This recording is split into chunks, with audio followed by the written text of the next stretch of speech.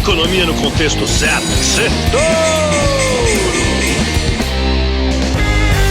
Boa noite, Brasil e ouvintes da Jovem Pan. Bem-vindos a mais um Sextouro, resumo da semana econômica no contexto certo. E foi uma semana daquelas. Nessa sexta-feira aconteceu o maior apagão cibernético da história da humanidade. Um blackout sem precedentes que afetou aeroportos, bancos, corretoras, telecomunicações, TVs, hospitais, bolsas. O evento pesou nos mercados. Além disso, a corrida pela Casa Branca entrou de vez no radar dos investidores depois que o ex-presidente Donald Trump sofreu um atentado, uma tentativa de assassinato sábado passado. Vimos também os investidores realocando as suas carteiras neste novo semestre, embolsando lucros, vendendo ações de tecnologia que tinham subido demais no primeiro semestre, brilhado, e comprando agora ações mais tradicionais, de setores mais consolidados, principalmente as que vinham sofrendo esse ano e agora têm um potencial de alta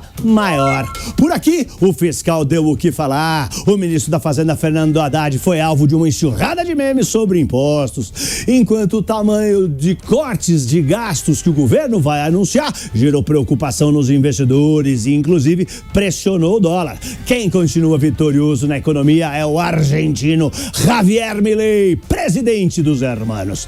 E a privatização da Sabesp foi um sucesso absoluto. Teve uma demanda de 187 bilhões de reais, a maior da história do Brasil. Foi touro de ouro, atraiu 310 investidores institucionais e movimentou 15 bilhões de reais. Mais uma vez, parabéns, governador Tarcísio de Freitas. E na semana, a bolsa caiu 1% e está na casa dos 127.600 pontos, enquanto o dólar segue pressionado. Como eu disse, os investidores parecem não ter gostado do corte de 15 bilhões do orçamento, né, para chegar lá no equilíbrio fiscal. Eles queriam mais, os investidores queriam o dobro, pelo menos, uns 30 bilhões de reais de corte. O dólar subiu 1% e fechou a semana na máxima aos R$ 5,60. Vamos para os pontos que eu separei para o nosso Sextouro de hoje. Primeiro ponto: ataque a Trump agita os mercados. A tentativa de assassinato a Donald Trump foi o assunto da semana. Não se falou outra coisa até quinta-feira, quando veio o apagão.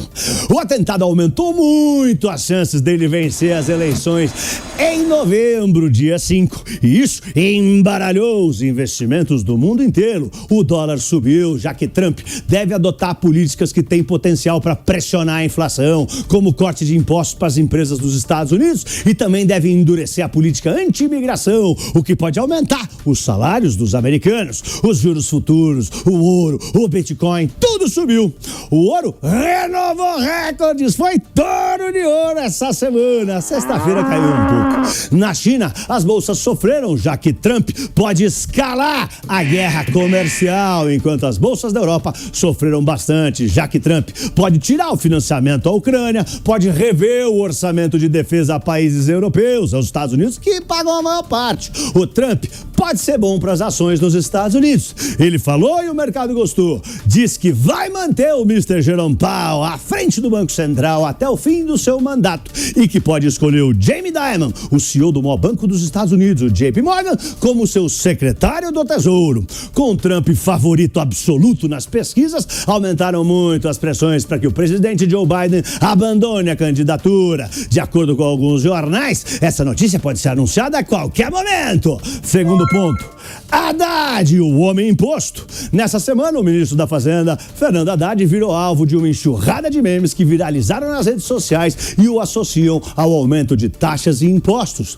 Imagens do ministro foram usadas em diferentes contextos, como personalidades de filmes, reality shows, cultura pop, tudo para associá-lo a uma figura que gosta de aumentar impostos. Zé do Taxão, Meditex, Taxman, entre outros trocadilhos com imagens do ministro foram postados até chegarem no Taxad. O nome Taxad é uma referência a projetos do governo para elevar a arrecadação e equilibrar as contas públicas, como a reforma tributária, que deve elevar os impostos sobre imóveis, carros, cigarro, bebidas, né? A taxação das compras até $50 nos sites internacionais, que nem a Shein, Shopee e AliExpress, que vai entrar em vigor mês que vem. Essa taxa das blusinhas, como ficou conhecida, vai ser 20% foi a principal reclamação do povo.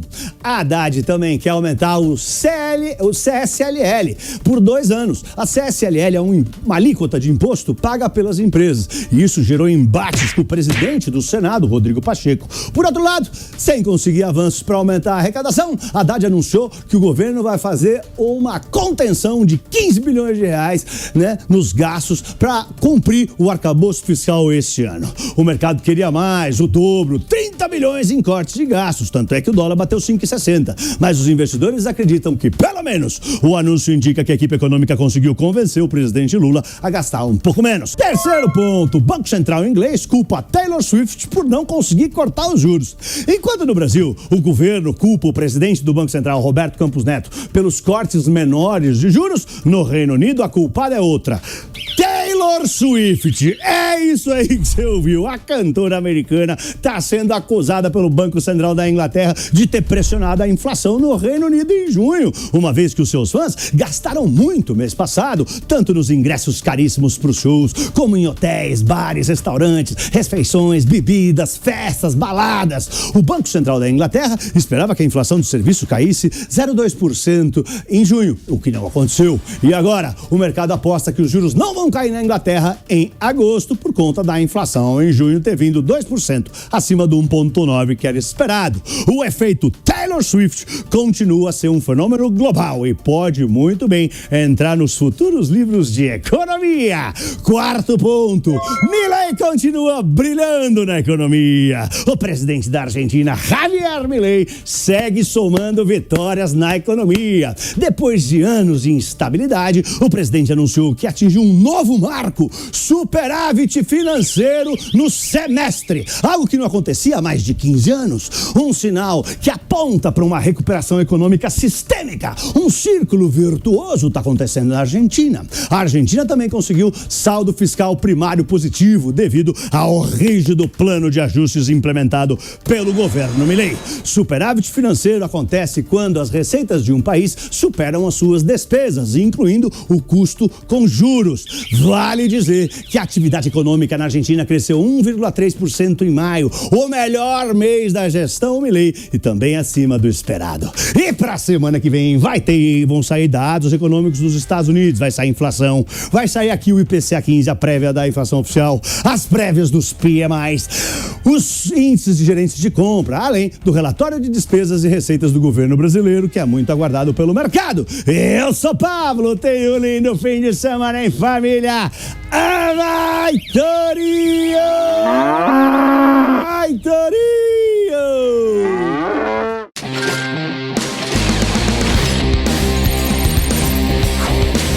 Economia no contexto certo. Certo.